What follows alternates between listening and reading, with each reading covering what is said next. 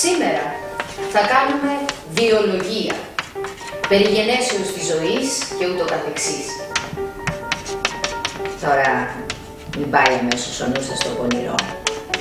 Είπα βιολογία, δεν είπα σεξολογία. Απατάστια νομίζετε πως η δεσποινής Μαργαρίτα θα σας μάθει πως να κάνετε κρεβάτι. Χα! Σας έχω άσχημα μαντάτα.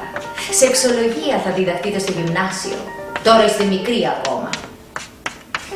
Αν και μεταξύ μας, αυτά τα πράγματα, παιδιά μου, δεν διδάσκονται. Είναι ταλέντο. Και ή το έχεις ή δεν το έχεις.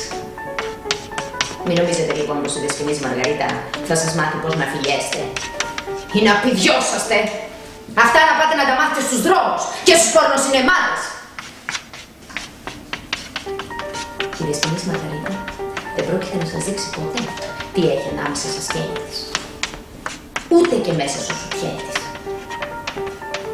Ο διευθυντής μου απαγόρευσε να κρίνομαι μπροστά σας.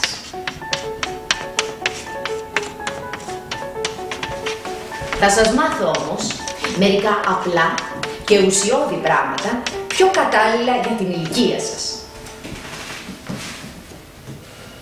Βιολογία με κεφαλαίο Β.